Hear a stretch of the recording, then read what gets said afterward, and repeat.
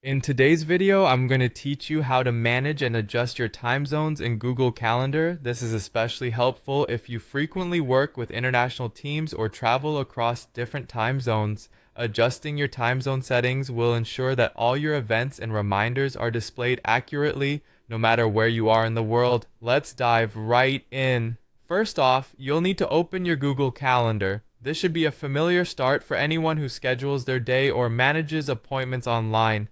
Simply navigate to your browser, type in Google Calendar, and open it up. Once you're there, take a look at the top right corner of your screen.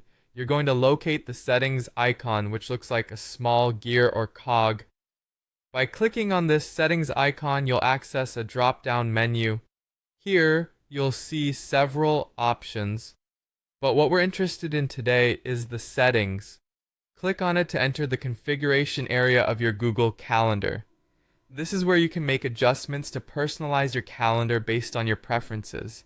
In this settings menu, you'll find a variety of categories. Today, we're focusing on the time zone section. As you navigate through, look for and select time zone. This section is crucial as it allows you to configure not just your main time zone, but also offers the possibility to display a secondary time zone. Once you're in the time zone section, you can change your primary time zone to whatever is applicable to your current location. It's a simple drop-down menu that provides a list of global time zones. Select the one that suits you. Moreover, if you often collaborate with people in different parts of the world, you might benefit from displaying a secondary time zone.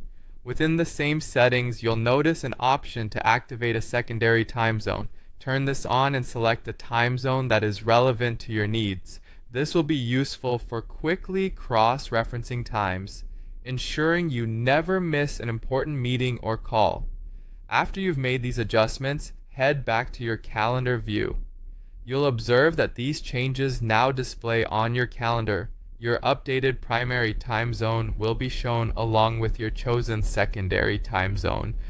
This visual aid can greatly help in managing your day-to-day activities across time zones.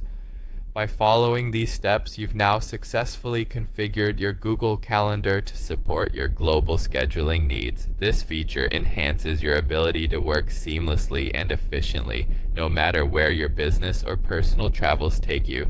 Thanks for tuning in. I hope you found this guide helpful. If you did, don't forget to like and subscribe for more handy tech tutorials.